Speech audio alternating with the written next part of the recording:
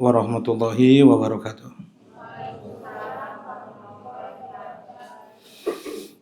Alhamdulillah, wassalatu wassalamu ala rasulillah. Asyhadu an la ilaha illallah wahdahu la syarikalah, wa asyhadu anna muhammadan abduhu wa rasuluh, sallallahu alaihi wa ala alihi wa sahbihi wa sallama tasliman katsira, amma ba'd.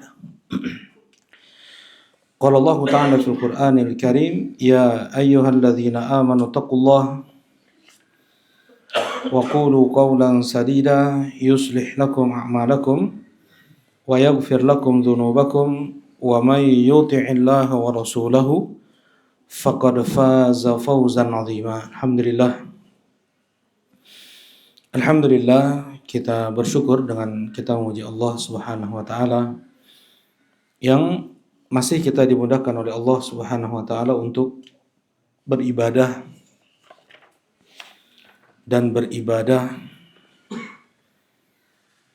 karena memang untuk hikmah ibadah inilah kita diciptakan oleh Allah Subhanahu wa taala. Karunia rizki terbesar yang Allah berikan kepada seorang hamba dengan dimudahkannya dia untuk beribadah. Dan itu diantara tanda kemuliaan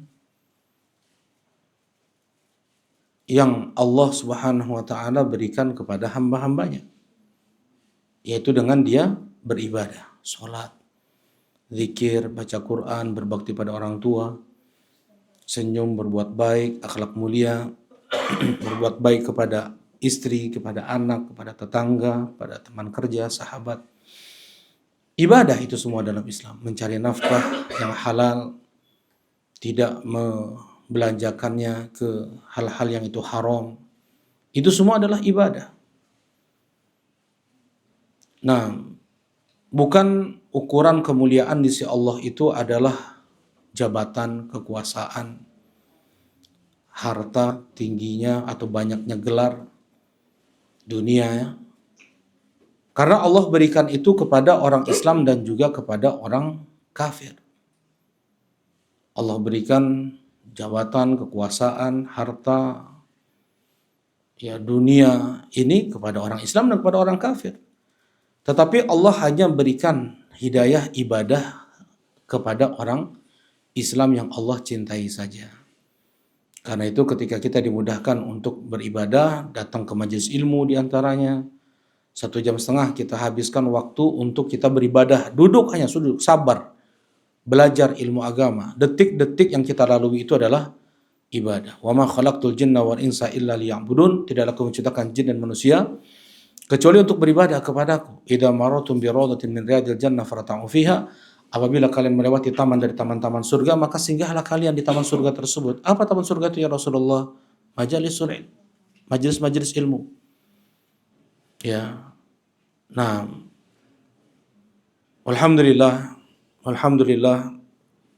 mudah-mudahan ibadah demi ibadah kita tersebut diterima oleh Allah Subhanahu wa taala dan mudah-mudahan menjadi sebab dipermudahnya hisab kita, diperberatnya timbangan amal kita, dipermudahnya kita melintasi sirat dan mudah kita untuk masuk ke dalam surga Allah Subhanahu wa taala. Allahumma amin ya rabb. Nah, insyaallah pada kesempatan pagi ini kita akan membahas lanjutan dari kajian Ramadan, ya. Pada pertemuan sebelumnya, sampai Masya Allah, berarti belum masuk fikihnya berarti ya. Oh ya. Nah, jadi kita pada pertemuan lalu telah membahas tentang persiapan hati sebenarnya. Apa persiapan yang kemarin sudah disampaikan?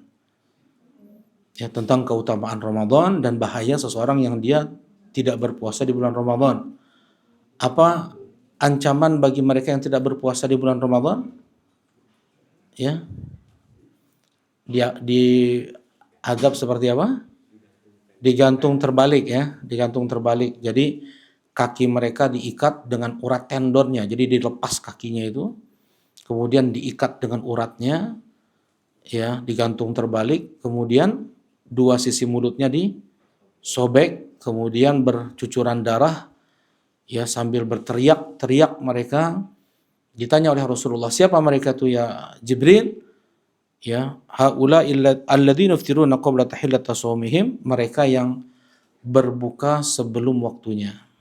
Mereka puasa, tetapi berbuka sebelum waktunya. Siang udah buka, ya asar udah buka, ya intinya nggak puasa lah. Tapi seperti ini ancaman untuk mereka. Tapi sedikit ya, ada tambahan apa saja yang perlu kita persiapkan untuk memasuki bulan Ramadan yang tidak berapa lama lagi, kurang atau sepekan atau kurang mungkin ya, sepekan atau kurang gitu. Kalau nggak Rabu Kamis ya, kalau nggak Rabu depan, Kamis depan kita berpuasa, ya. Nah,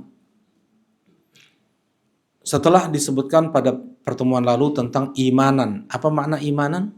Man shoma ramadhana imanan wa ihtisaban ghufira lahu ma taqaddama min dzambi. Apa makna imanan?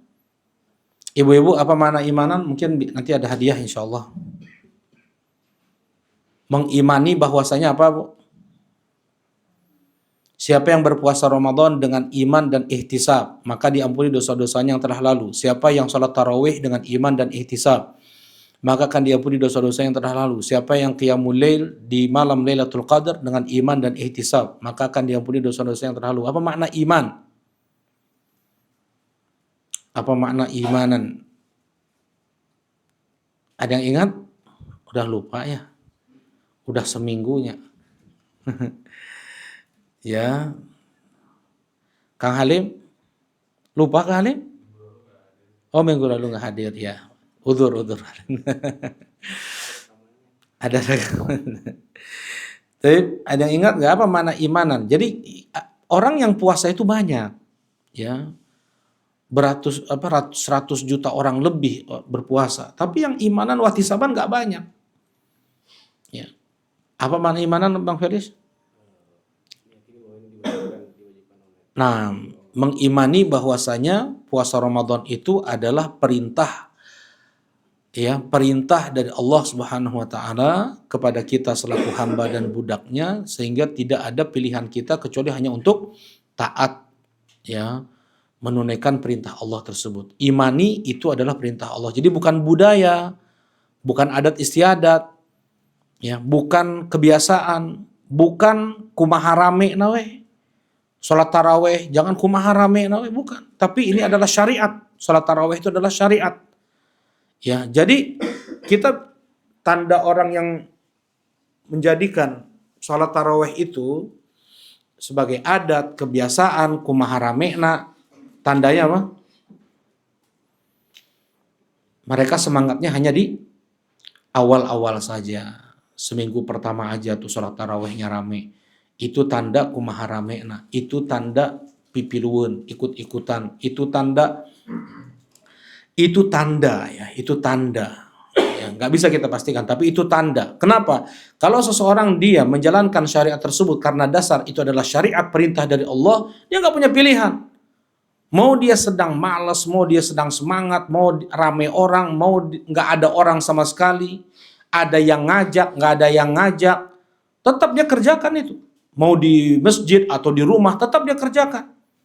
Nggak mesti sholat tarawih itu di masjid, nggak mesti.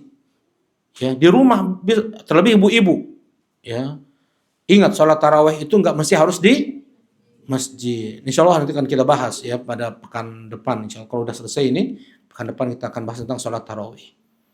Ya, nggak mesti harus di masjid, boleh di rumah. Jangan sampai tinggalkan sholat malam 11 rakaat silahkan, 23 rakaat mangga, 41, 82, 83 mangga silahkan. Ya, baik. Atau hanya 3 rakaat saja. Hanya 3 rakaat saja. Dia enggak 11 rakaat, enggak 23 rakaat, cuman 3 rakaat saja. Enggak dikerjakan seperti itu. Ya. Ini tanda nih. Kalau dia walaupun 3 rakaat dia paksakan, dia sedang malas-malasnya, dia sedang capek-capeknya, bahkan dia kerjakan dalam keadaan dia duduk. Boleh nggak Kang Rama sholat taraweh duduk 3 rakaat di rumah? Boleh kan? Boleh. Ya. Berarti dia kerjakan itu karena memang dasar syariat dari Allah Subhanahu wa taala. Tuh. Barulah dosa-dosanya akan diampuni. Kalau tidak diampuni dosa seorang hamba di bulan Ramadan, apa ancamannya? Apa ancamannya? Bukan. Celaka, binasa, tersungkur hidung, mulut, mukanya kelumpur neraka, dikerak nerakanya tuh. Ya, bukan hanya di permukaan neraka, masuk dia ke dalam neraka itu. Rohimah.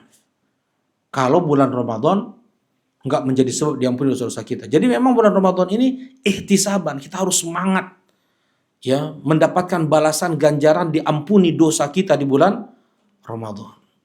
Ya, seperti misalnya kita semua Kang ya. Kita lomba apa yang bisa kita lakukan semua? Lomba makan kerupuk bisa nggak, atau ini lomba karung? Balap karung. Bisa semua ya? Jaraknya 2 meter nih. Jaraknya 2 meter. Ini 2 soft nih. Semuanya nggak ada batasan kuota. Yang bisa melewati batas 2 meter, maka dia akan mendapatkan mobil Fortuner hiji ewang. Semangat nggak kira-kira? Semangat kan? Nah, itu Fortuner nggak ada bandingannya. Dibanding ghufranudz dzunub, dibanding ampunan Allah atas dosa-dosa kita, nggak ada. Karena dosa kita ini yang membuat bisa jadi nanti keluarga kita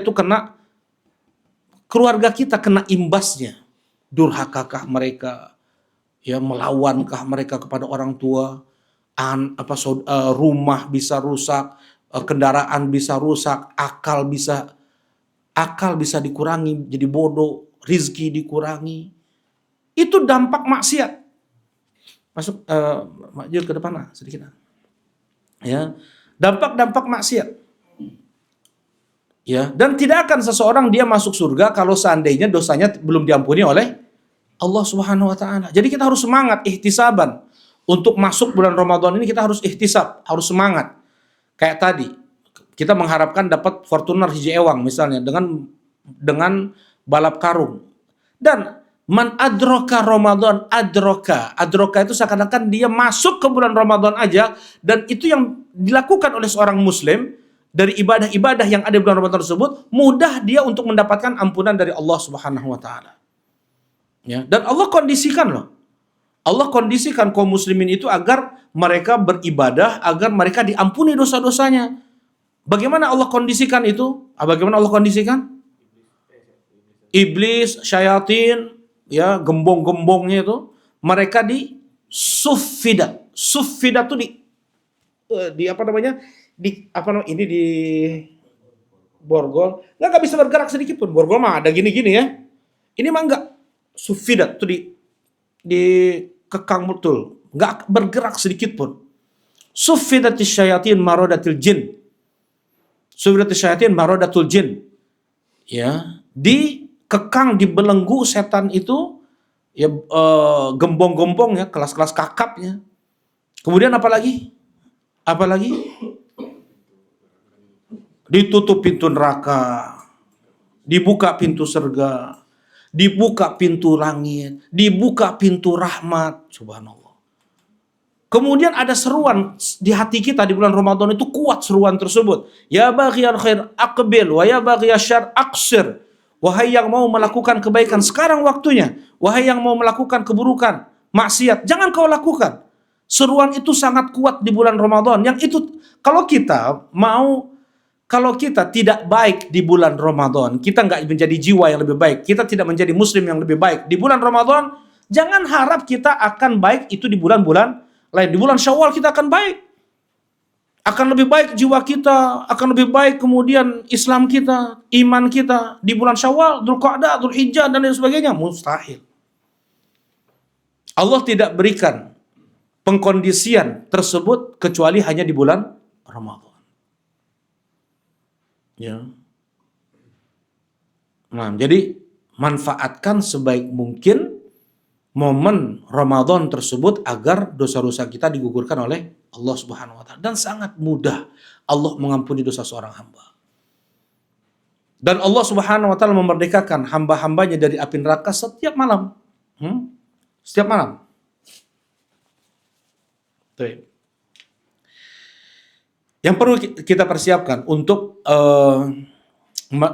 masuknya bulan Ramadan ini, ya, selain iman dan wahtisaban, adalah kita dengan tobat dan istighfar. Kenapa? Kita harus banyak bertobat sekarang. Kita banyak istighfar sekarang. Dan di bulan Ramadan pun sering-sering kita bertobat dan beristighfar. Di sela-sela kita kerja, kita nyupir kah, atau kita sedang melipat, kita sedang masukin barang lah. Astagfirullah, astagfirullah, astagfirullah. Rabbighfirli wa tub alayya, Rabbighfirli wa tub alayya. Allahumma gfirli wa tub alayya. Ya, kita minta ampun kepada Allah. Kenapa? Yang membuat hati kita tidak tergerak untuk mendatangi hayya 'alas shalah adalah dosa. Yang membuat kita masbuk sholat 5 waktu di masjid adalah dosa, maksiat yang kita lakukan. Yang membuat kita susah khusyuk untuk sholat adalah dosa, maksiat yang kita lakukan. Yang membuat kita malas baca Quran, malas kita silaturahim, malas kita untuk berbakti pada orang tua, mendoakan. Enggak diingatkan oleh Allah untuk kita mendoakan orang tua, mendoakan anak istri, itu karena dosa-dosa kita semuanya. Dipersulit kita untuk sholat tarawih, ada aja halangan, ada aja rintangan, itu semua karena dosa-dosa kita. Allah Subhanahu wa taala berfirman, "Alam nashrah laka sadrak wa wada'na 'anka wizrak alladzi anqadha dhahrak." Bukankah kami telah gugurkan dosa-dosamu ya Muhammad, yang dosa tersebut membuat berat punggungmu? Rasulullah SAW. Ya. Nah ini banyak istighfar, banyak bertobat. Banyak istighfar, banyak bertobat. Apa makna tub alayya? Allahumma gfirli, ya Allah ampuni dosa-dosaku. Ketika kita minta ampun kepada Allah, 3 yang kita minta. Apa itu?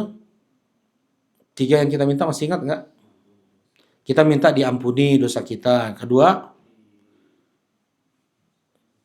kita minta ditutup aib kita itu, tidak disingkap oleh Allah. Yang ketiga, tidak diberikan dampak maksiat yang kita lakukan itu. Tadi dampak tadi ya, yang kembali ke akal, kembali ke rizki, kembali ke dia dipermudah untuk bermaksiat, dipersulit untuk beribadah. Itu dampak maksiat. Ya. Nah. Dan makna tub alayya, apa makna tub alayya? Ya Allah, ampuni dosa-dosaku, wa tub alayya, ya. Terimalah taubatku. Itu yang pertama. Yang kedua apa maknanya? Wa tub alayya. Masya Allah. Berikan taufik ketika aku belum bisa meninggalkan maksiat tersebut, ya Allah. Masih terbelenggu aku dengan maksiat tersebut. Masih terkekang aku dengan maksiat tersebut.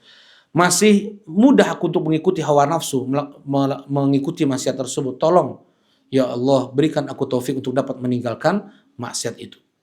Ya, Allahumma gfirli wa tub alayya. Ya, Allahumma gfirli wa tub alayya. Baik. Jadi tobat, minta ampun. Kemudian yang berikutnya adalah al-azimah as-sadiqah. Al-azimah as-sadiqah, yaitu tekad yang kuat dan jujur kepada Allah Subhanahu wa taala. Kita ini harus ada semangat, harus ada tekad. Dan harus jujur. Allah Subhanahu wa taala berfirman, "Minal mu'minina rijalun sadaqu ma ahadullah alaihi, faminhum man qadha nahbahu wa minhum man yantazir wa ma badalu tabdila." Kata Allah Subhanahu wa taala, dari kalangan kaum mukminin ada di antara mereka yang jujur ketika mereka berjanji kepada Allah. Ada di antara mereka yang sudah menunaikan janjinya, ada di antara mereka yang masih menunggu dan mereka tidak mengubah janji mereka. Kata Rasulullah SAW, di antara yang sudah menunaikan janjinya adalah Talha bin Ubaidillah di perang Uhud. Bagaimana ketika perang Uhud? Beliau melindungi tubuh Nabi SAW dengan punggung beliau, berapa anak panah yang tertancap di punggung beliau. Kemudian ketika melihat pedang menyambar Nabi SAW, langsung ditangkis dengan jemari beliau, putus. Kita kalau melihat orang main bedog kayak gitu, kira-kira gimana? Kita nggak jauh ya. Ini ketika Rasulullah langsung ditangkis pedang tersebut. Tahu resikonya, tahu. putus. Dan memang jujur, beliau tuh ketika membaiat Nabi masuk Islam tuh jujur. Mencintai Rasulullah lebih daripada nyawa itu memang jujur.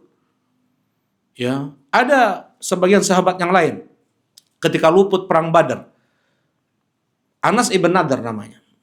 Anas ibn Nadar ini bilang, andaikan Allah tetapkan aku untuk bertemu dengan kaum musyrikin berperang, maka aku akan perlihatkan kepada Allah bagaimana aku berperang. Berjanji kepada Allah. Allah lihat gimana nanti aku berperang ya Allah. Maksudnya bukan untuk cari mata manusia. Dia ingin berjuang untuk Allah. Allah lihat gimana nanti aku berperang.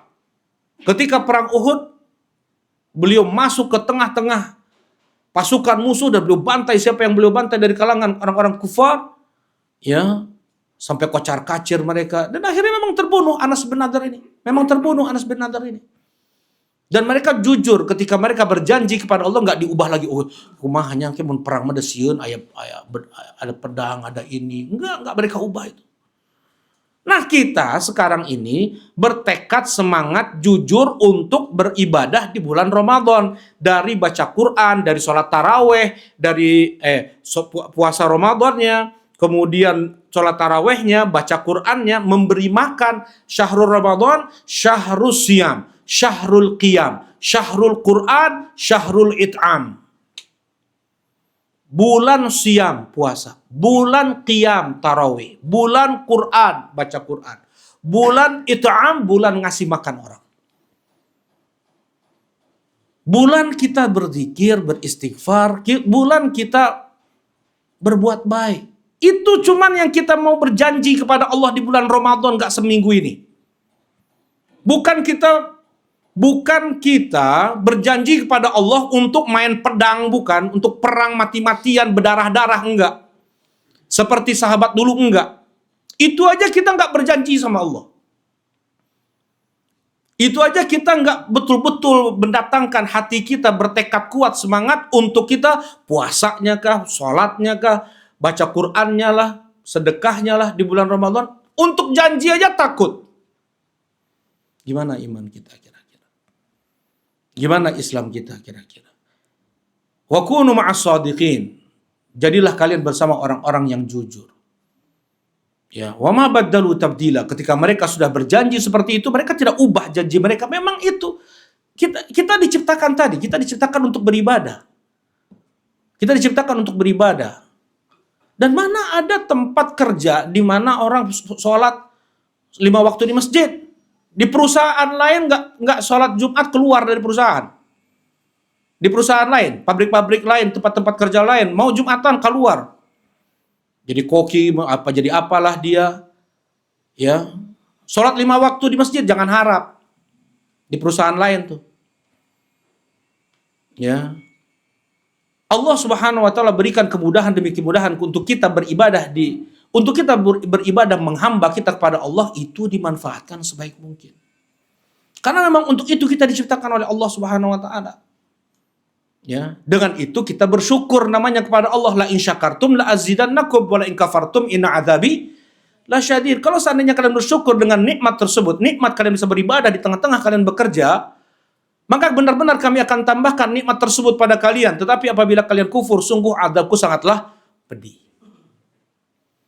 Apabila kalian kufur, sungguh azabku sangatlah pedih. Berapa banyak? Ya, Allah cabut nikmat ibadah dalam ketika bekerja. Jadi dia bekerja di tempat yang nggak ada sedikit pun nafas untuk keluarga aja nggak ada. Ya, Allah Subhanahu Wa Taala berjanji, waman aufa bi ahdi min Allah. Siapa lagi yang dapat menunaikan janjinya lebih daripada Allah Subhanahu Wa Taala? Ya, jadi al-azimah as-shadiqah, yaitu kita jujur, kita semangat, kita betul-betul di bulan Ramadan ini kita maksimalkan ibadah, karena belum tentu kita dapat Ramadan yang depan. Ya, sebelumnya kita masih Ramadan dengan sahabat-sahabat kita.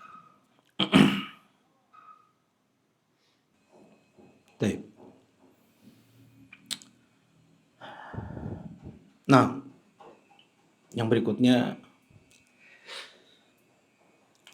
hendaknya kita berhusnudzon kepada Allah Subhanahu wa taala.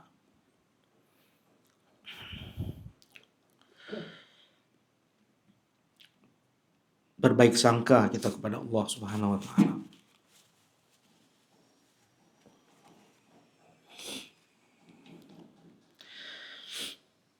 Kita berbaik sangka kepada Allah untuk dosa-dosa kita diampuni, amal ibadah kita diterima oleh Allah Subhanahu wa taala, doa-doa kita diijabah oleh Allah Subhanahu wa taala. Datangkan yang Allah Subhanahu wa taala berfirman, "Ana 'inda dhanni 'abdi bi." Aku ini tergantung apa yang diprasangkakan hambaku terhadapku. Andaikan hambaku berprasangka baik, maka dia akan mendapatkanku demikian. Ya, munculkan baik sangka, berhusnudzon kepada Allah Subhanahu wa taala di bulan Ramadan. Nah, baik. Kemudian pula yang perlu disampaikan di kajian ini adalah hendaknya Ramadan itu menjadi madrasah bagi kita, sekolah, tempat belajar. Bagaimana kita bisa merasakan banyak nikmat-nikmat Allah Subhanahu wa taala. Banyak hal-hal di bulan Ramadan yang Allah Subhanahu wa taala syariatkan.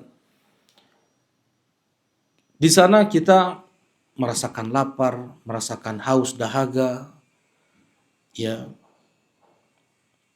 Yang terkadang tidak atau kurang kita mensyukuri nikmat-nikmat tersebut. Jadikan Ramadan sebagai madrasah, tempat kita belajar untuk mensyukuri nikmat Allah Subhanahu wa taala. Yang pertama. Yang kedua, jadikan Ramadan tempat kita belajar untuk kita merasakan bagaimana perihnya saudara-saudara kita yang Allah uji mereka dengan kelaparan dan kehausan, seperti saudara-saudara kita di Palestina, ya, seperti saudara-saudara kita yang terkena bencana, ya, mereka yang tidak mampu, mereka lapar, mereka haus. Kemudian yang ketiga, jadikan Ramadan sebagai tempat kita belajar, sekolah, mengambil pelajaran dengan kita bersabar. Bersabar dengan menjalankan perintah Allah dan menjauhi larangan Allah. Nah, ini diantara banyak sekali hikmah disyariatkannya Ramadan, dan inti Allah Subhanahu wa taala mensyariatkan puasa di bulan Ramadan, apa intinya? Apa hikmahnya? La'allakum tattaqun, agar kalian menjadi orang yang bertakwa. Dan ingat, surga Allah itu hanya untuk orang yang bertakwa. Surga Allah hanya untuk orang yang bertakwa. U'iddat lil muttaqin, hanya dipersiapkan untuk orang yang bertakwa. Kemudian Allah Subhanahu wa taala pula mengatakan, "Innama yataqabbalullahu minal muttaqin." Sesungguhnya Allah menerima amal dari orang yang bertakwa saja. Ya, kita disyariatkan puasa dan banyak ibadah di bulan Ramadan, la'allakum tattaqun, agar betul-betul menghakikatkan al-ubudiyah, penghambaan kepada Allah. Perintah Allah kita kerjakan, larangan Allah kita tinggalkan. Ya, larangan Allah kita tinggalkan, perintah Allah kita kerjakan. Itu hikmah, tujuan Allah mensyariatkan puasa Ramadan. Man lam yada' qawla zur wal amala bih falaysa lillahi hajah min fi ayyada'a ta'amahu wa syarabah. Siapa yang dia tidak meninggalkan ucapan-ucapan maksiat, perbuatan-perbuatan maksiat, maka Allah tidak akan mengganjar puasanya. Allah tidak akan membalas puasanya dengan pahala, enggak. Ya. Karena berarti hikmah disyariatkannya puasa dan ibadah-ibadah lain di bulan Ramadan tidak tercapai kepada dia. Rubba shaim haddu min siyamihi al-ju' wal 'atash. Berapa banyak orang yang berpuasa yang dia dapatkan hanya lapar dan dahaga. Nggak ada dia dapatkan pahala. Nggak ada dia dapatkan pahala. Hanya lapar dan dahaga saja. Kenapa? Karena dia tidak beda. Bulan Ramadan tidak ada bedanya dengan bulan-bulan lain. Dia tidak menjaga pandangan, dia tidak menjaga pendengarannya, dan bermaksiat. Dia tidak menjaga lisannya, dia tidak menjaga perbuatannya. Yang dimaksudkan untuk kita berpuasa bukan hanya kita tidak makan dan minum saja, tapi bagaimana kita berpuasa, kita puasakan mata kita, puasakan pendengaran kita, lisan kita, dan semua anggota tubuh kita dari maksiat. Ya, itu tujuan hikmah kita hikmah disyariatkannya puasa Ramadan oleh Allah Subhanahu wa taala. Baik. Nah, sekarang kita masuk ya pada fikih Ramadan, karena pembahasannya sangat panjang, mudah-mudahan bisa selesai karena pembahasan-pembahasan berikutnya banyak ya, seperti sholat tarawihnya dan yang lainnya. Baik. Adalah bima yathbut asyahru. Ya, bagaimana cara kita menetapkan bulan Ramadan? Ya. Tanggal berapa puasa Ramadan teh? Tanggal berapa kita puasa? Tanggal berapa kita puasa? 1 Ramadan ya jelasnya ya. Nah, jangan puasa tanggal 17 Februari, 18 Februari, kita puasa tanggal 1 Ramadan. Nah, jadi bagaimana cara menetapkan 1 Ramadan itu ya? Cara menetapkan 1 Ramadan sebagaimana datang dari Rasulullah sallallahu alaihi wasallam, sumu li ru'yatihi wa aftiru li ru'yatihi. Berpuasalah kalian dengan kalian melihat hilal, dengan kalian melihat bulan sabit. Di mana melihatnya? Di tempat terbenamnya matahari. Berarti di mana itu? Di barat, ya. Di mana matahari terbenam? Di situ kita lihat, daerah situ kita lihat muncul nggak bulan sabit. Jadi setelah matahari terbenam dan di ufuk ya, terbenam, nah nanti muncul bulan sabit, cuman nggak lama, mungkin sekitar 8 menit, 12 menit, turun udah. Kayak gitu, nggak lama. Ya. Kalau terlihat berarti itulah hilal Ramadan itu. Itulah bulan sabit Ramadan itu. Yang dibilang tanggal 1 bulan Ramadan itu. Ya, hilal itu. Wa in ghumma 'alaikum fakmilu sya'bana 30. Apabila kalian tidak melihat hilal tersebut, nggak kelihatan, udah dilihat, udah dipantau banyak orang nih, matanya semua sehat semua, ngelihat di tempat terbenam matahari, nggak ada satupun yang melihat bulan sabit naik, nggak ada satupun. Ya, entah karena awankah, mendung, apalagi sekarang ya, kemudian kabut bisa jadi, asap bisa jadi, apapun. Sekalipun muncul hilal tersebut di sana ada gitu ya. Tapi kita tidak bisa melihatnya karena tertutupi. Kata Rasulullah SAW, sempurnakanlah Sya'ban menjadi 30 hari. Berarti lusanya kita berpuasa. Jelas ini insya Allah? Bukan besoknya. Kalau kelihatan hilal berarti besoknya kita puasa. Malam itu langsung tarawehan tuh. Ya, tapi kalau nggak kelihatan berarti apa? Lusanya kita berpuasa. Ya, nah mudah dalam Islam seperti itu saja. Ada sebagian pakai hisab ya, hitung-hitungan gitu. Hitung-hitungan beberapa kelompok golongan ormas mereka ngitung-ngitung dan hitungan mereka pun nggak ada yang sama itu. Beda-beda. Ya. Kemudian ahli hisab mereka mengatakan bahwasanya apa yang ilmu hisab ini hanyalah mendekatkan, bukan memastikan masuknya Ramadan atau Syawal atau bulan, enggak, hanya mendekatkan. Tetap yang memastikan masuknya Ramadan itu adalah apa yang kita lihat dari hilal tersebut. Ya, baik. Nah, tetapi Rasulullah Shallallahu Alaihi Wasallam beliau bersabda, "Sumu yauma yasumun nas Wa aftiru yauma yuftirun nas. Berpuasalah kalian di hari orang-orang mereka semua berpuasa. Jadi maksudnya, ya, Anda bacakan wa dhahir annahu ma'nahu anna hadhil umur laisa lil ahadi fiha dakhal. Ya.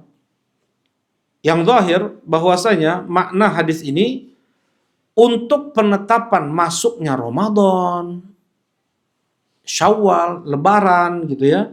Ini tidak boleh ada campur tangan apa ya? Campur tangan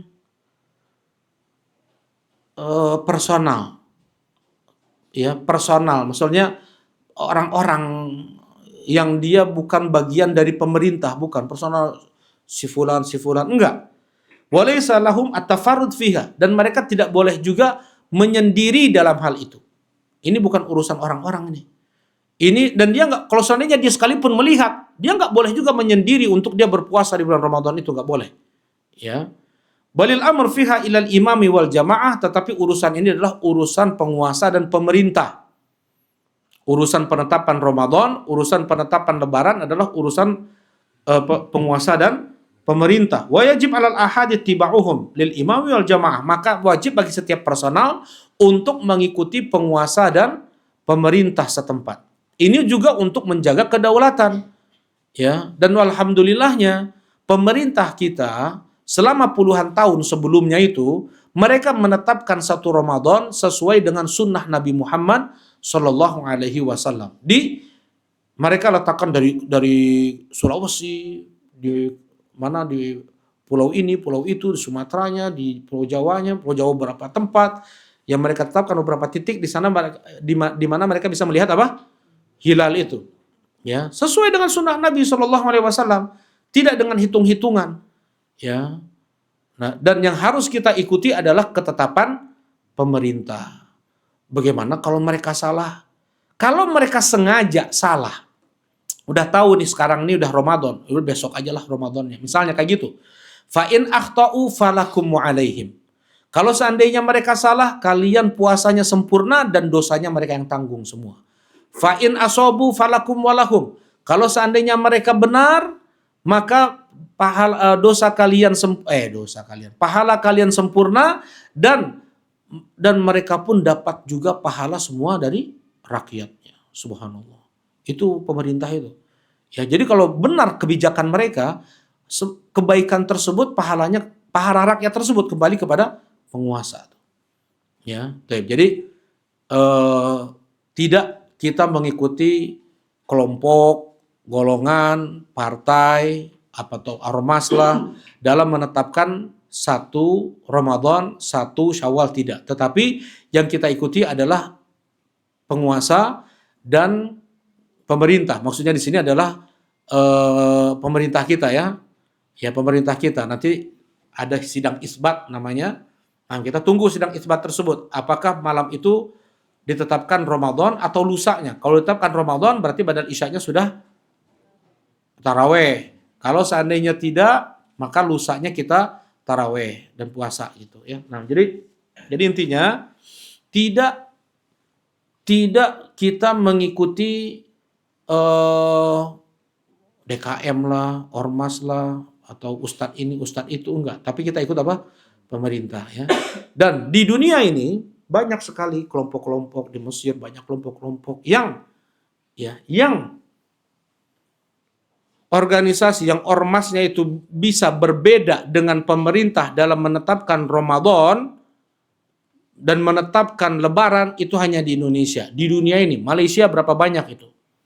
Ormas, partai, kelompok, golongan banyak di Malaysia. Di Brunei, di Thailand juga banyak. Kemudian di Mesir, Jazair, Maroko, banyak sekali itu. Tetapi nggak ada. Cuman di Indonesia aja yang ormasnya bisa berbeda dengan apa? Dengan pemerintah.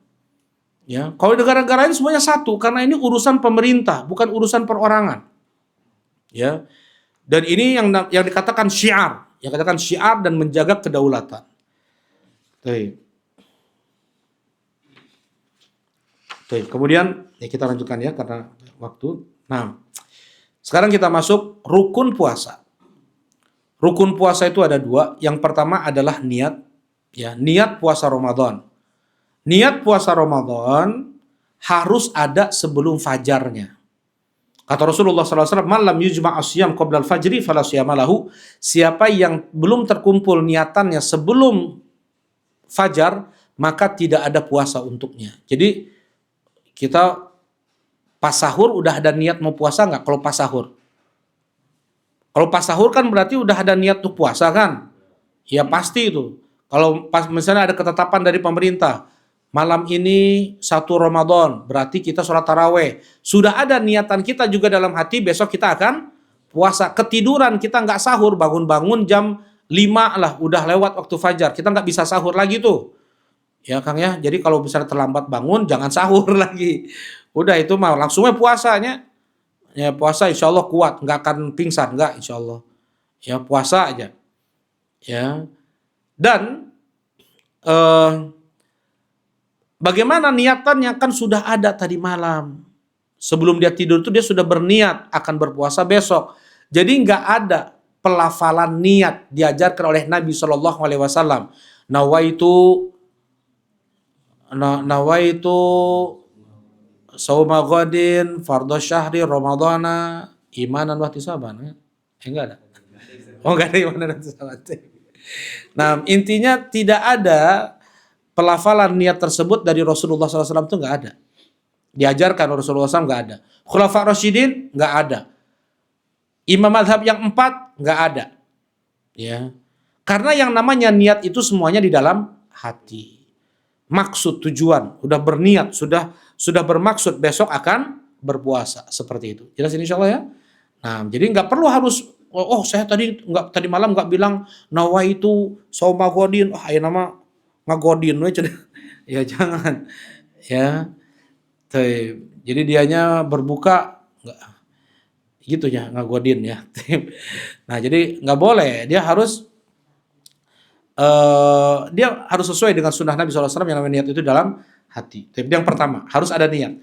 Ini untuk puasa wajib. Kalau puasa sunnah boleh dia misalnya dia belum makan habis sholat subuh jam 9 jam 10 dia belum makan.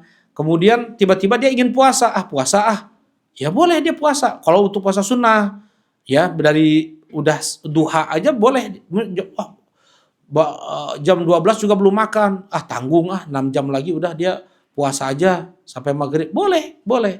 Belum berniat puasa sebenarnya malamnya belum. Itu untuk puasa sunnah. Tapi kalau untuk puasa wajib harus dari sejak sebelum fajar sudah terkumpul niat. Nah, kemudian yang kedua adalah al-imsak anil muftirat min tulu'il fajar ila ghurubi syams. Ini rukun yang kedua, yaitu menahan diri dari hal-hal yang dapat membatalkan puasa. Nanti kita akan bahas apa saja yang membatalkan puasa. Ya bukan hanya makan dan minum saja. Dari terbit fajar sampai terbenam matahari. Mana dalilnya? Kalau puasa teh dari terbit fajar sampai terbenam matahari. Mana dalilnya? Kita harus pakai dalil ya. Kita harus pakai dalil. Beribadah itu harus pakai dalil. Jangan katanya. Jangan sahur keterangan, sahur ustadz, nggak bisa. Harus ada ayat Al-Quran dan hadis Nabi SAW. Mana dalilnya? Kalau kita puasa itu dari fajar sampai maghrib. Allah Subhanahu wa taala berfirman, "Kulu washrabu hatta yatabayyana lakumul khaytul aswad khaytul abyad minal khaytil aswad minal fajar." Ulangi lagi. "Kulu washrabu hatta yatabayyana lakumul khaytul abyad minal khaytil aswad minal fajar wa atimmu siyama ilal lail." Kata Allah Subhanahu wa taala, ya, makan minumlah kalian sampai jelas cahaya fajar. Sampai jelas cahaya fajar. Ya, jadi batas akhir sahur itu adalah melihat cahaya fajar. Kalau kita kan nggak ada yang lihat cahaya fajar sholat subuh kan, paling dengar azan. Ya, pas dengar azan subuh berarti berhenti itu. Dengar azan subuh berhenti sahur. Ya, hadis yang mengatakan apabila ada cawan atau gelas di tangan kalian dan kalian mendengar azan maka selesaikan minumnya, itu hadisnya dhaif. Itu hadisnya dhaif dan menyelisihi ayat Al-Qur'an. Ya, dan menyelisih ayat Al-Quran. Al-Quran dengan tegas dan jelas, makan minum kalian sampai cahaya fajar. Jadi kalau ada makanan dan minuman di mulut kita dengar azan, itu dikeluarkan. Jangan diminum, nggak boleh lagi, karena sudah berhenti karena sudah habis waktu kita untuk makan dan minum tersebut. Jelas ini ya? Baik, ini yang pertama. Kemudian mana dalilnya untuk puasa itu sampai maghrib? Tsumma atimus syiyama ilal lail. Kemudian berpuasalah kalian sampai malam. Malam itu maksudnya maghrib. Kapan dikatakan malam? Waktu ketika sudah terbenam matahari. Maghrib. Ya, ketika terbenam matahari. Nanti akan disebutkan nanti. Ya, nah, jangan kita bahas. Baik. Siapa yang wajib untuk berpuasa? Yang pertama adalah Muslim. Ya, bagaimana orang kafir kalau berpuasa? Jelas tidak akan diterima puasanya oleh Allah Subhanahu wa taala. Kenapa? Karena dia kafir. Allah berfirman, "Wa ma mana'ahum an tuqbala minhum nafaqatuhum illa annahum kafaru billahi wa birrasulih." Dan tidaklah yang menahan mereka untuk diterima nafkah mereka kecuali karena mereka kafir kepada Allah dan Rasulnya. Ya, orang yang kafir kepada Allah dan Rasulnya, mau dia berbuat baik apapun, baik bakti sama orang tua, dia berbagi, dia melakukan kebaikan apapun, tidak akan diterima kebaikan tersebut oleh Allah Subhanahu wa taala. Kenapa? Karena dia kafir. Baik. Kalau seandainya ada orang kafir masuk Islam di siang hari di bulan Ramadan, maka dia wajib untuk berpuasa di hari yang tersisa. Misalnya dia masuk Islam jam 11, maka hari yang tersisa dia wajib untuk berpuasa karena pada saat itu dia sudah masuk ke ahli wujub namanya, wajib untuk dia berpuasa. Orang kafir masuk Islam di umur 40 tahun. Berarti berapa Ramadan dia tinggalkan kalau dia balik di umur 15 tahun? 25. Berarti 25 Ramadan dia tidak berpuasa. Apakah wajib dia mengqadha 25 Ramadan? 25 Ramadan berarti 2 tahun lebihnya. Ya. Pak, 25 Ramadan gentos. Oh, kaget dia. Enggak jadi masuk Islam. Enggak ya, tidak ada syariat untuk dia mengganti puasa Ramadan yang ditinggalkan. Mana dalilnya?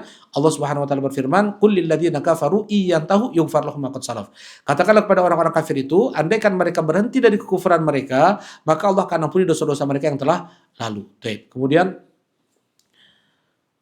Kemudian yang berikutnya adalah akil. Akil ini berakal, ya. Jadi orang yang tidak berakal wajib nggak untuk berpuasa? Nggak wajib. Ada. Siapa yang nggak berakal? Orang gila, orang pikun, kemudian yang koma, yang pingsan. Ya, ada orang pikun misalnya. Dia makan aja terus di siang hari di bulan Ramadan. Boleh nggak kita cegah? Boleh nggak kita cegah? Jangan makan Pak. Jangan sekarang siang Ramadan. Boleh nggak kita cegah? Jangan kita cegah. Kenapa jangan kita cegah? Karena dia tidak ada kewajiban untuk berpuasa di siang hari di bulan Ramadan. Karena tidak ada akal. Mana dalilnya? Rasulullah SAW bersabda, "Rufi'al qalam anits thalath." Ya, diangkat pena itu dari 3 orang. Anil majnun hatta yafiq. Orang gila sampai dia berakal, sampai dia sadar. Ya. Kemudian dia sadar lagi. Ya, kan orang pikun mah kadang hilang akalnya, kadang sadar, kan gitu ya. Kadang hilang akalnya, kadang sadar seperti itu. Nah, misalnya jam 1 dia sadar, kasih tahu, "Pak, sekarang siang, sekarang ini bulan Ramadan, Bapak harus puasa." Oh ya, puasa. Dia puasa. Jam 3 kumat lagi, pikun lagi, makan lagi dia tuh. Ya. Nu penting mantong modus weh. Pura-pura pikunnya. Ya. Biarkan makan dia. Kalau sudah jam 3 dia pikunnya kumat lagi, biarkan aja makan karena memang tidak ada kewajiban pada saat itu dia untuk berpuasa. Ya enggak boleh ditahan. Ya. Kemudian ada orang koma. Misalnya naudzubillah ya. Mudah-mudahan Allah selamatkan kita semua dari berbagai macam bentuk kecelakaan apapun itu. Allahumma amin ya rabb. Nah, misalnya seseorang dia kecelakaan tanggal 21 Ramadan. Kecelakaan koma sampai 10 hari. Ya, kemudian lebaran sehat. Pas lebaran sehat alhamdulillah ya.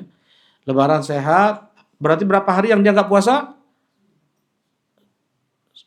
Ya 10 hari lah, kurang lebih 10 hari lah dia enggak puasa. Berarti berapa hari dia harus mengganti puasanya? 10 hari. Abu Emir? 10 hari. Kang Rama 10 hari atau 9 hari? Iya, tanggal 21 ini. 9 hari bisa jadi. Abu Ammar? 9 mungkin ya. Tergantung hilal. Nah, terkecoh ternyata. Iya. Nggak perlu dia untuk mengganti. Kenapa? Karena dia tidak ada wajib untuk berpuasa. Karena dia tidak ada akal. Walaupun dia sehat, nggak ada kewajiban dia untuk mengganti.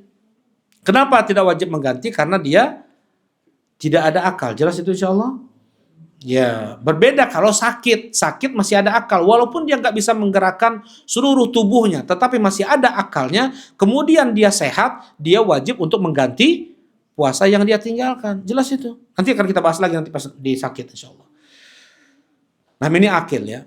Kemudian yang berikutnya adalah balik. Adalah balik.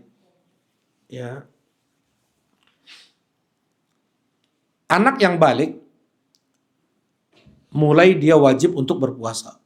Sebelum balik, kalau udah balik mah lain anak yang baliknya. Berarti kalau sudah balik gitu.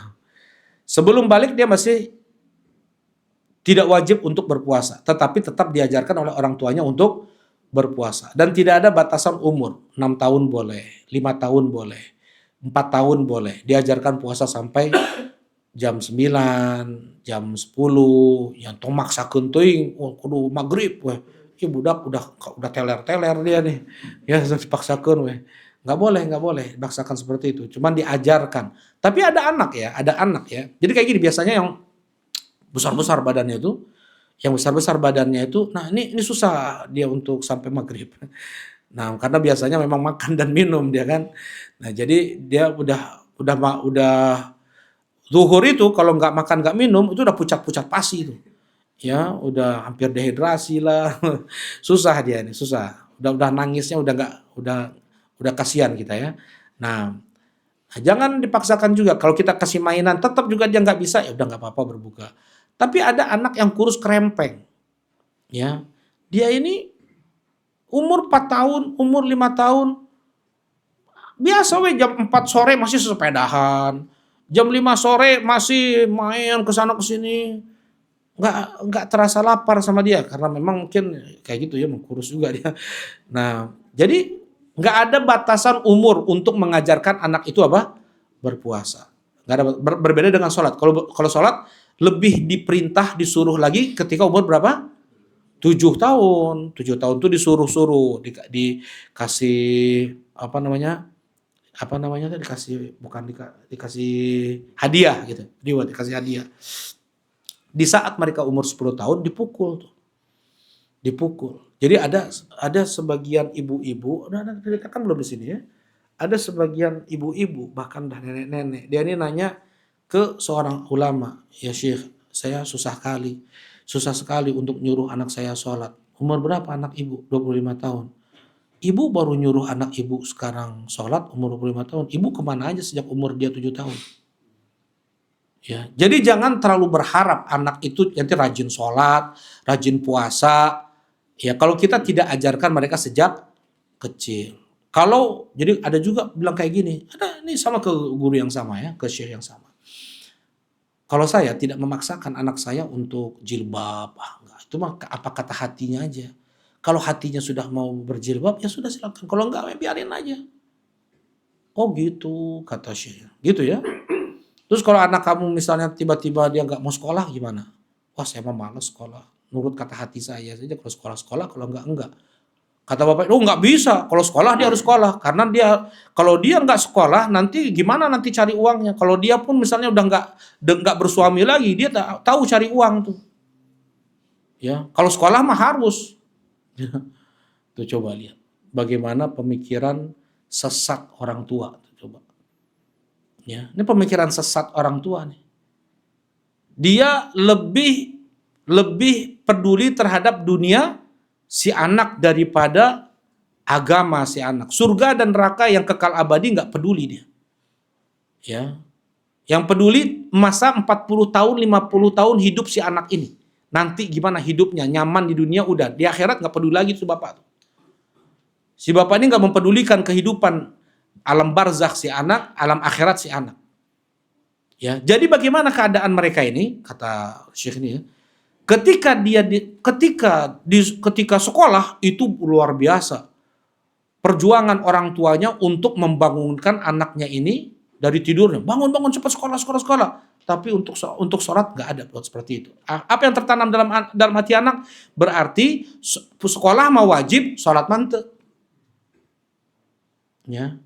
Nah, jadi bagaimana? Dia anak udah umur 7 tahun nih, umur azan subuh jam 4, bangunin. Ayo sholat, sholat, sholat, bangunin, bangunin. Jadi dia tahu sholat itu wajib. Ya. Nah, jadi anak itu bodoh. Anak itu bodoh. Orang tua dia sudah banyak makan garam, makan asam garam lah ya. Ya. Jadi kan orang tua dia membimbing anaknya enggak? Karena orang tua dia sudah pernah melakukan ini dan itu salah. Jangan terulang lagi. Dia bilang ke anaknya, "Nak, kamu harus kayak gini." Kan kayak gitu. Ya, terlebih dia yang belajar ilmu agama. Dia tahu anaknya ini kalau seandainya ke sini akan bahaya. Dia kalau ke sini akan bahaya. Ya, terkadang dia nggak boleh, ini ayah jahat sekali. Masa saya nggak boleh untuk main ke sana ke sini nggak seperti teman-teman. Ini perempuan ini. Ini ke syekh yang sama juga ini. Oh, dia ceritain orang lain bukan dianya. Apa namanya? Ayah jahat sekali. Kenapa ayah menurut saya untuk menghafal Quran? Main tuh nggak selapang teman-teman saya. Teman-teman saya mau dibebasin sama orang tuanya ke sana sini. Ya kalau saya disuruh menghafal Quran kayak gini, ayah jahat kayak gini udah. Ayah pun sakit, apa namanya? Sedih kan, anaknya sedih kan sedih. Cuman itulah yang terbaik untuk anaknya karena si anak ini dia bodoh. Asal anak tuh bodoh, juhal. Itu bahasa Arabnya anak, sinonim anak kecil adalah juhal, bodoh. Itu sinonim anak. Ya karena memang mereka nggak tahu. Mereka nggak tahu yang baik itu nggak tahu. Ya coba makanan, minuman kan nggak tahu kalau nggak kita arahkan kan. Tuh. Nah kemudian setelah dia SMA, anak ini SMA, hafal Quran. Ya kemudian teman-temannya yang itu udah nggak beres hidupnya. Udah nggak tahu lagi mana. Sampai dia berterima kasih, syukur-syukur kepada ayahnya, makasih ayah. Ayah sudah ngarahin saya untuk menghafal Quran seperti ini. Ayah sudah jaga saya. Ya sekarang teman-teman saya entah gimana keadaan mereka seperti itu. Ayah lihat sendiri juga sebagiannya. Ya, nah jadi ini intinya sih bagaimana orang tua dia mengajarkan anaknya agama sejak usia dini. Nah sejak mereka belum umur 7 tahun sekalipun sudah ajarkan mereka untuk berpuasa. Ya, Umar bin Khattab radhiyallahu taala anhu ketika didatangkan ada seorang ya minum khamr di siang hari di bulan Ramadan. Ya, namanya Nashwan. Kata Umar bin Khattab radhiyallahu taala anhu, "Wailak, celaka engkau. Engkau minum khamr di siang hari bulan Ramadan sedangkan anak-anak kecil kita semuanya berpuasa." Ya, anak-anak kecil kita semuanya berpuasa dan mereka para sahabat membuat mainan dari kain. Kalau seandainya si anak ini udah nangis minta makan dikasih mainan. Sampai mereka lupa lapar, sampai tidur, sampai maghrib. Ya, nasumuhu wa nusawwim abna'ana. Ya kami awal syariat puasa itu puasa apa? Puasa Asyura. Ya, kami berpuasa dan kami puasakan anak-anak kami. Ya, nah jadi seperti ini mereka para sahabat yang hidup di zaman Nabi Shallallahu Alaihi Wasallam melatih anak-anak mereka untuk berpuasa. Ya, jadi tidak ada batasan umur 7 tahun misalnya, enggak ada 7 tahun, 6 tahun, 5 tahun, 4 tahun sekalipun. 4 tahun kan anak TK udah bisa ya, udah bisa ngobrol, udah bisa paham tentang puasa. Nah diajarkan sampai jam 9, 10, zuhur seperti itu. Ada yang nggak bocor 1 bulan, anak umur 4 tahun. Banyak itu. Ya, anak umur 4 tahun nggak bocor maksudnya nggak, ya puasa terus dari 1 Ramadan sampai akhir. Nah,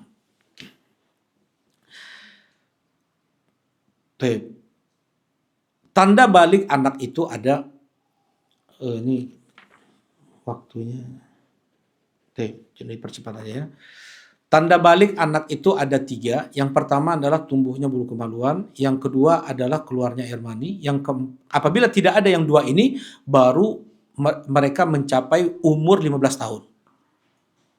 Ya, kalau nggak ada yang 2 ini. Biasanya anak perempuan kalau anak perempuan tambah 1 yaitu haid atau hamil. Biasanya anak perempuan itu balik di umur 12 tahun. Biasanya anak laki-laki itu balik di umur 13 tahun. Kebanyakannya. Kalau tanda balik itu belum ada, maka dia di umur berapa tadi? 15 tahun. Jelas ya? Baik.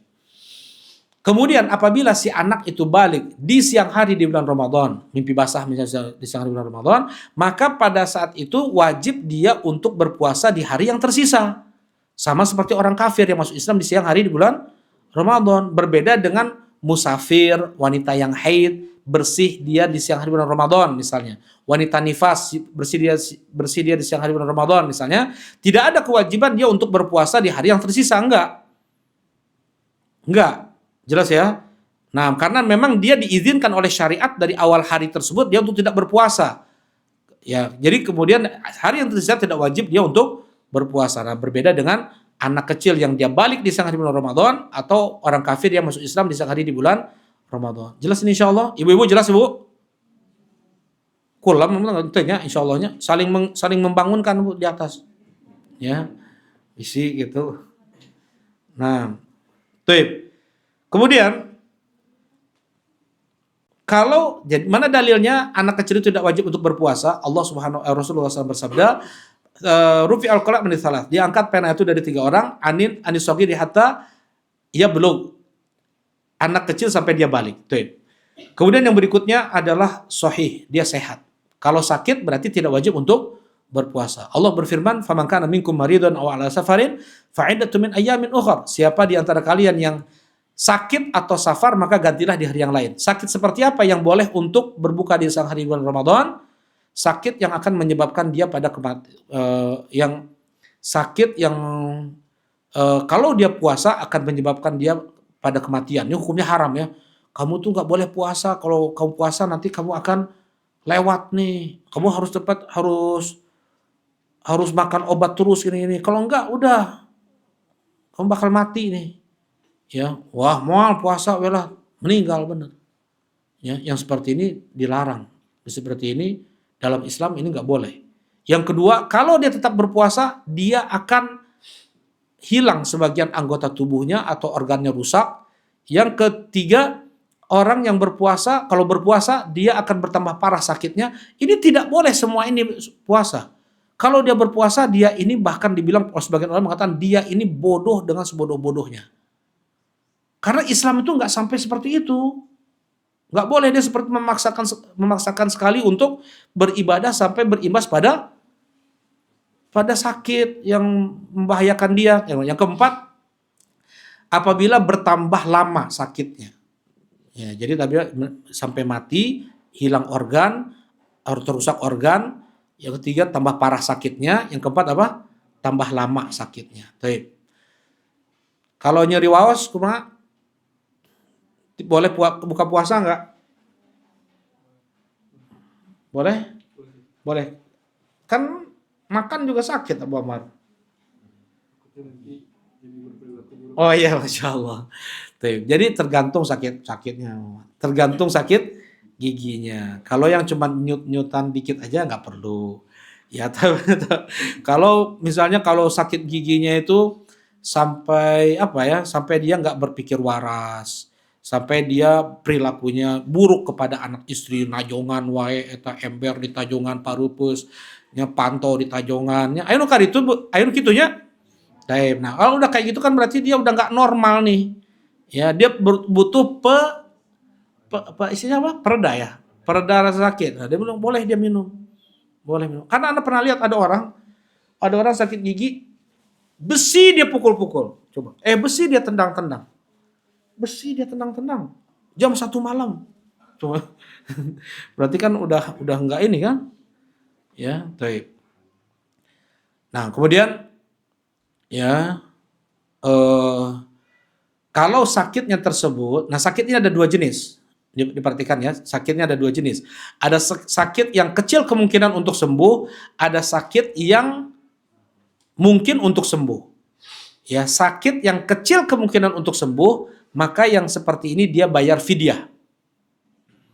Kasih makan satu orang miskin, satu hari satu orang miskin. Biasanya makannya pakai apa? Pakai telur, pakai ayam. Nah, nasi bungkus, satu misalnya per 5 hari, dia 5 hari nggak puasa dulu, kemudian dia beli 5 bungkus nasi ayam, nasi telur, kemudian dia bagi-bagikan ke orang miskin. Kayak gitu caranya. Ya, kalau dia sakitnya kecil kemungkinan untuk sembuh. Atau orang tua yang sudah tidak lagi mampu untuk berpuasa, nah mereka bayar fidyah. Tapi kalau dia sakit mungkin untuk sembuh, maka dia hanya membayar qadha, mengganti puasa. Kalau ibu hamil dan menyusui, itu miripnya ke orang sakit yang kecil kemungkinan untuk sembuh atau orang sakit yang besar kemungkinan untuk sembuh. Yang sangat besar kemungkinan untuk sembuh. Jadi tadi bayar fidyah atau qadha? Mengqadha. Dan Rasulullah SAW menyamakan hukum wanita hamil dan menyusui itu dengan musafir. Innallaha wada'a syatrus salati wasyam 'alal hamil wal murdi wal musafir. Sesungguhnya Allah Subhanahu wa taala memberikan setengah keringanan sholat puasa untuk wanita hamil, menyusui dan musafir. Orang musafir ada bayar fidyah enggak? Enggak ada. Yang ada apa? Mengqadha saja. Nah, begitu juga wanita hamil dan menyusui itu hanya bayar apa? Qadha, bukan fidyah. Hanya mengqadha saja. Ya, enggak bayar fidyah. Walaupun tahun ini dia hamil, tahun depannya dia menyusui lagi, tahun depannya dia hamil lagi, menyusui, bisa sampai 6 tahun dia seperti itu, 6 Ramadan, tetap dia cicil semampu dia. Cicil semampu dia sampai selesai hutangnya. Ya. Seperti supir nih. Ya, kita supir dia kerjanya setiap hari nyupir, keluar kota terus, musafir terus dia. Boleh nggak dia untuk berbuka puasa? Boleh, dan dia berbuka puasa terus dia, nggak batal, nggak pernah dia puasa. Setiap hari dia seperti itu kerjanya memang. Udah 10 tahun dia udah punya modal, udah bikin usaha sendiri, nggak lagi dia jadi supir, berarti dia mengqadha 10 Ramadan yang dia tinggalkan. Satu tahun ini mungkin bisa berapa bulan tahun depannya. Jadi nggak mesti harus semuanya dibayar terus setiap hari, nggak mesti. Ya, nyicil. Nah, begitu juga lah wanita menyusui dan wanita hamil. Nah, al-muqim. Muqim adalah yang tidak musafir. Muqim itu yang tidak musafir. Jadi yang tidak wajib untuk berpuasa adalah musafir. Ya, musafir boleh untuk tidak berpuasa. Ya, boleh nggak musafir berpuasa? Boleh gitu. Boleh, benar. Tidak disarankan. Nah, kalau seandainya musafir ini apabila dia berpuasa akan memadaratkan dirinya, maksudnya akan memadaratkan di sini dia akan pingsan, dia akan sakit, drop, maka tidak boleh dia berpuasa. Rasulullah SAW bersabda, "Laisa minal bir asyamu fi safar." Bukan termasuk dari suatu kebaikan seseorang dia berpuasa ketika safar. Rasulullah SAW melihat ada orang yang pingsan ketika safar. Rasulullah tanya, kenapa dia pingsan? Dia puasa ya Rasulullah. Bukan termasuk dari kebaikan seseorang yang dia berpuasa ketika safar. Ya, nah, tapi dia mampu nih, nggak sedikit pun drop, dia tetap kuat kalau safar. Ya, puasa tetap. Mana yang lebih afdol? Puasa atau tidak puasa? Kang Rama? Nah, mengambil rukhsah juga yang berpuasa juga ada. Jadi yang mana yang benarnya dari pendapat Ustadz yang didengar? Allah a'lam. Nah, itu yang paling tepat. Kang Wilus tahu jawabannya nggak? Mana yang lebih mudah bagi? Gimana maksudnya lebih mudah? Enggak, dua-duanya mudah bagi dia. Dia mudah untuk puasa dia aman, apalagi nggak puasa tuh mudah bagi dia. Apa maksudnya mudah bagi dia? Jawabannya benar sebenarnya. Tapi apa maksudnya mudah bagi dia? Abu Ammar bisa menyempurnakan jawaban? Nah,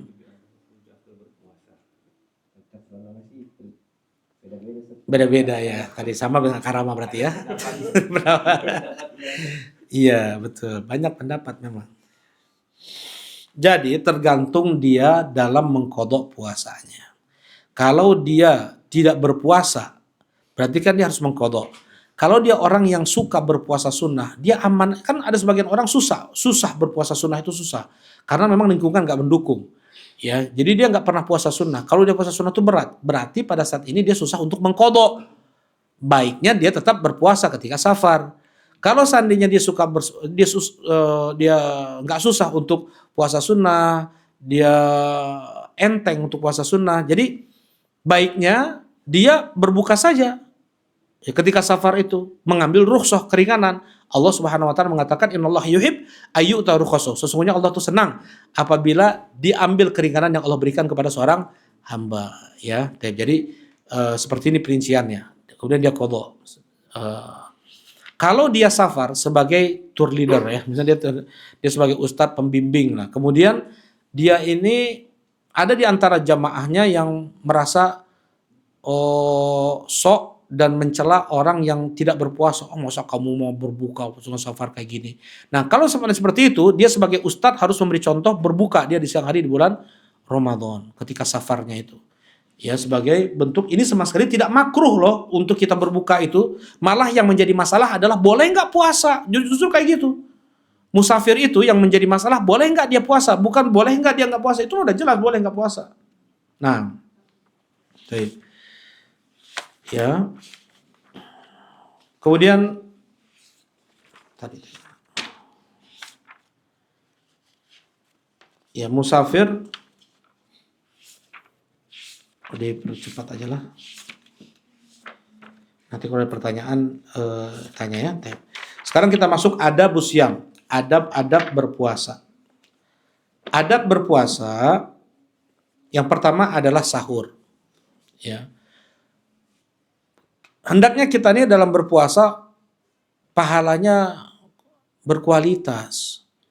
Ya. Rasulullah SAW mengatakan tasahharu fa inna fi sahuri barakah. Sahurlah kalian karena pada sahur itu ada berkahnya. Sahurlah kalian karena pada sahur itu ada berkahnya. Ya. Orang di antara berkah puasa, di antara berkah sahur adalah pahala. Orang yang berpuasa dengan bersahur berbeda pahalanya dengan orang yang puasa tanpa sahur. Kan ada orang malas sahur ya. Ada orang malas sahur. Nah, yang sahur lebih besar pahalanya daripada yang tidak sahur.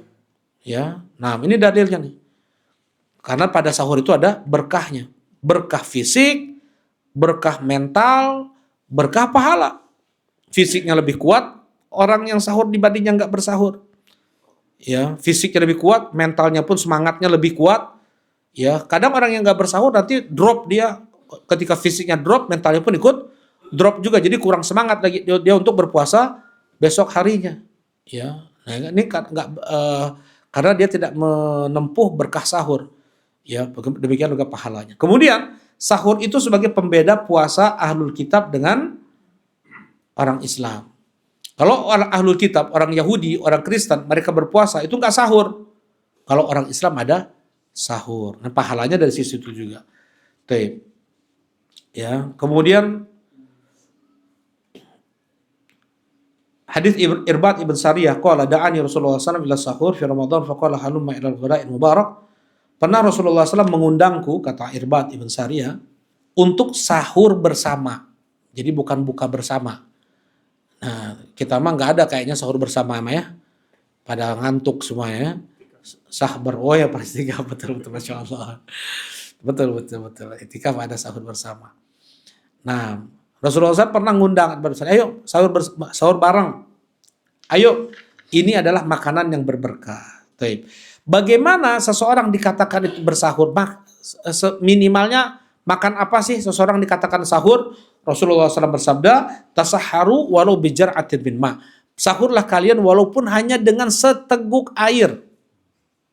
Kan malas kebagian orang sahur ya.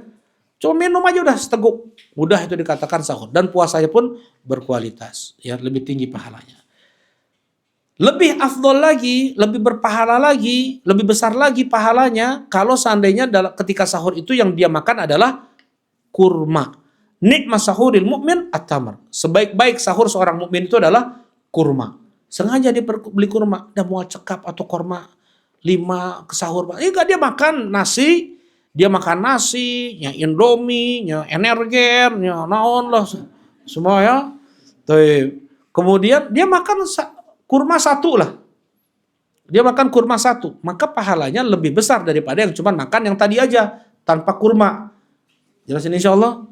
Jadi pas sahur itu harus makan, bukan harus, usahakan untuk makan kurma agar pahala puasanya lebih dibanding yang lain. Kalau nggak makan kurma, pahala juga, cuman tidak sebesar orang yang sahurnya makan kurma. Waktunya kapan? Qubailul fajar, yaitu sebelum waktu fajar. Jangan sahur teh jam 2 puting, jam 3, etama makan malam, makan tengah malam ya. Jadi makannya kapan? Sebelum fajar. Kata Allah Subhanahu wa taala, "Kulu washrabu hatta yatabayyana lakumul khaitul abyad minal khaitil aswad minal fajr." Makan minumlah kalian sebelum fajar. Berarti kan sampai fajar. Berarti kan ini maksudnya sebelum, waktunya dekat. Dekat dengan fajar, kurang lebih setengah jam, 45 menit sebelum subuh, nah kita makan. Kan makan pun gak lama ya. Ya paling 10 menit itu udah terlalu lama. Nah,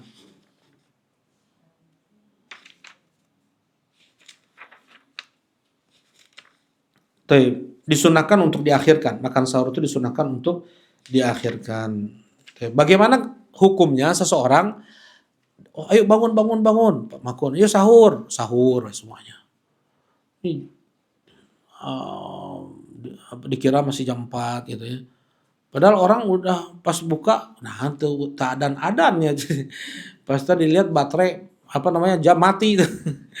Ya, ternyata dia bangun teh jam 5, kemudian beres sahur teh jam setengah 6. Terus kan udah beres sholat, udah beres apa ya.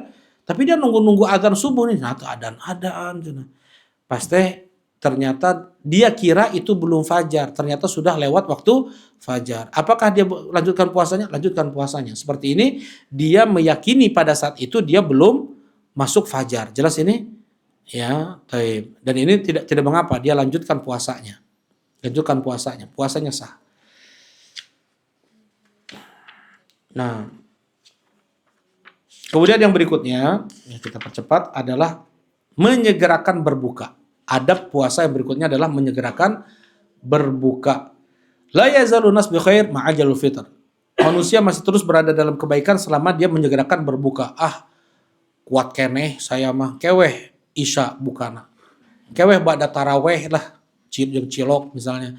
Itu lebih besar mana pahalanya? Yang berbuka pas maghrib atau yang berbuka ba'da taraweh?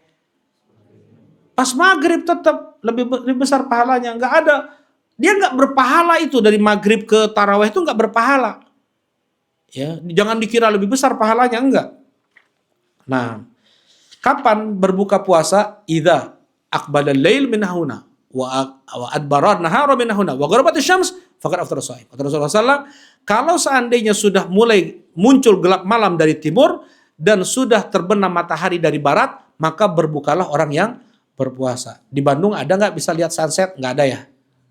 Sunset, sunrise, sunset. Sunset nggak ada di Pelabuhan Ratu. Nggak setahuan Bandung ada nggak? Ada nggak? Nanya nih, nggak tahu. Di atas ini sunrise ya. Ada yang asli sini? Nggak ada yang asli sini, akang-akang. Ibu-ibu yang asli dia, Bu. Ibu asli sini kebanyakan ya. Ya maksudnya kan ada di atas ya, bisa lihat ya. Jadi di Pelabuhan Ratu lah yang paling cekas semuanya, matahari tenggelam itu di Pelabuhan Ratu itu. Paling jelas matahari terbenam. Kita lihat kita duduk di pinggir pantai puasa.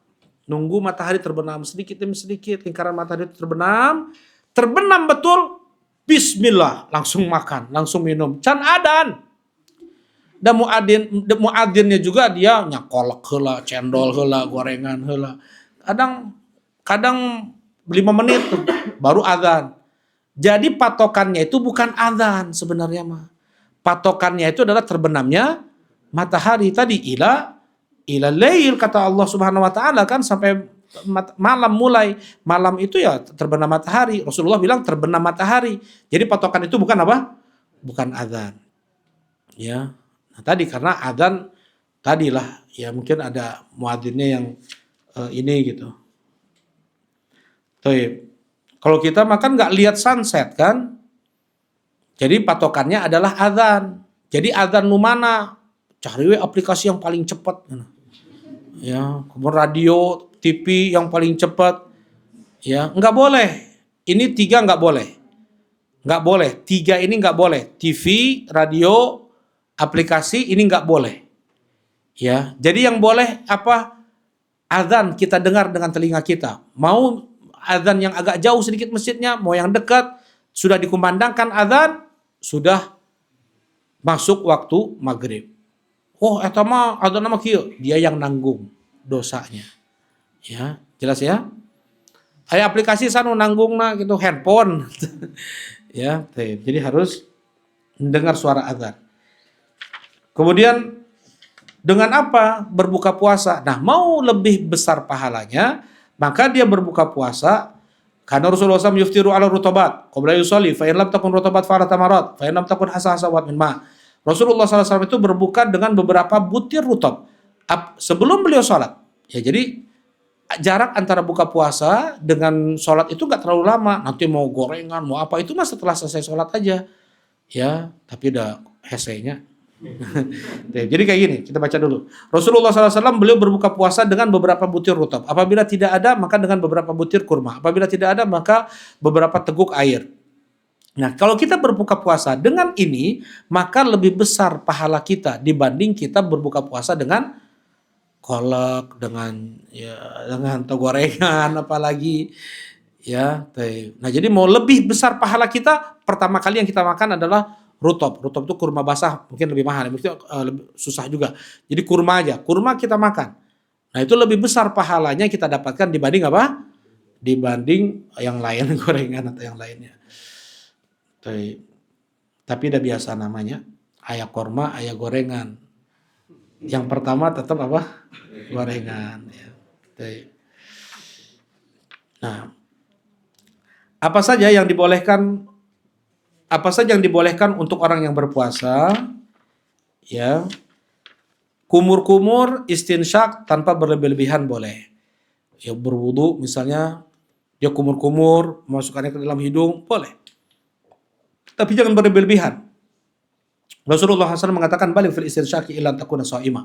Berlebih-lebihanlah kalian dalam beristinsyak kecuali kalian dalam keadaan berpuasa. Ya, jangan sampai kumur-kumur sampai ke sini kan. Oh, karena itu ya, mah modus ada yang ingin ketelan dikit ya. Ya, jadi kemudian yang berikutnya adalah boleh pakai celak, ibu-ibu boleh, bapak-bapak juga boleh. Kemudian boleh seorang suami dia mencium istrinya, memeluk istrinya selama dia masih bisa menahan hasratnya, nggak ada itu boleh. Dan ini jadi bulan Ramadan itu memang dia bukan dia bisa tetap dia bisa memberikan menjaga harmonisasi misalnya. Iya. Betul, keharmonisan. Menjaga keharmonisan rumah tangga. Boleh dia cium istrinya, boleh dia peluk istrinya, ya. Rasulullah SAW kata Aisyah, karena Rasulullah qabil wa yubashir wa huwa shaim wa kana amlakukum li irbihi. Rasulullah SAW itu beliau mencium istrinya, memeluk istrinya dan dia berpuasa dan beliaulah yang paling kuat dalam memegang dalam menahan nafsunya. Nah, jadi bukan puasa. Jangan, bukan. Ya, nggak kayak gitu ya. Kemudian yang berikutnya yang boleh adalah vaksin atau suntikan-suntikan yang itu bukan nutrisi, bukan suplemen, bukan gizi, ya, tapi bentuknya vaksin atau obat tidak mengapa. Ya. Hijamah, berbekam. Apa hukumnya berbekam? Dalam puasa, ketika puasa, awal Islam itu membatalkan puasa, tetapi itu mansuh, dihapus hukumnya menjadi boleh. Kemudian boleh bersiwak, sikat gigi boleh, ya, tetapi sebagian ulama memakruhkannya setelah zuhur. Ya, biar mulut ini ada baunya. Bukan jangan sampai ada bau. Ya, justru bau mulut itu menjadi sebab nanti dia di padang mahsyar mulutnya semerbak wangi misk, dikata oh ini orang yang puasa nih. Ketahuan. Ya, baik. Jadi sebagian ulama memakruhkan untuk sikat gigi itu pada zuhur. Karena bau mulut orang puasa itu bukan dari mulut sebenarnya mah, dari lambung. Ya, mau dia sikat gigi pun masih juga apa biasanya mulutnya bau dan itu lebih wangi di sisi Allah Subhanahu wa taala. Baik. Boleh pakai minyak wangi, boleh pakai pelembab, boleh ya. Boleh enggak mencicipi makanan? Mencicipi, makan makanan bukan mencicipi. Mencicipi apa mencicipi kan betul ya? Mencicipi boleh. Boleh ya, Bang Felis? Bu boleh, Bu? Ibu ayo khilaf. Hah? Baik. Ya kita baca ya. Wa dzauqu ta'am yukrah li ghairi hajah. Mencicipi makanan itu makruh kalau tanpa hajat keperluan. Yang biasa masak siapa? Ibu-ibu. Yang biasa nyicip siapa? Ibu-ibu. Kernaon bapak-bapak ngicip coba. Nah, ternyata kalau misalnya dia nggak pernah bapak-bapak ini nggak pernah nyicip makanan pedas nggak, manis nggak, atau asin nggak. Tiba-tiba bulan Ramadan dia nyicip. Sudah aneh itu mah. Ya, jadi yang boleh nyicip makanan adalah ibu-ibu atau dia bapak-bapak ini dia yang masaknya boleh dia nyicip, cuman dikeluarin lagi ya, jangan ditelan. Lakin la yuftiru, itu tidak membatalkan puasa dan dia buang itu seperti kumur-kumur. Nah, kita lanjutkan. Apa saja yang membatalkan puasa? Sedikit aja ya. Apa saja yang membatalkan puasa? Makan, minum sengaja, ya, baik lewat mulut atau infus suntikan. Nah, yang kedua adalah muntah dengan sengaja. Yang ketiga adalah haid atau nifas, walaupun beberapa saat sebelum maghrib. Yang keempat adalah aljima, yaitu seorang suami dia mendatangi istrinya. Ini membatalkan puasanya. Kemudian murtad. Dan ini mungkin pembahasan kita, pembahasan ringkas ya untuk fikih puasa. Insya Allah pada pertemuan berikutnya masuk ke fikih tarawih ya, fikih tarawih. Baik, kita cukupkan kajian kita di siang ini. Subhanakallahumma rabbana wa bihamdika asyhadu an la ilaha illa anta astaghfiruka wa atubu ilaik. Assalamualaikum warahmatullahi wabarakatuh.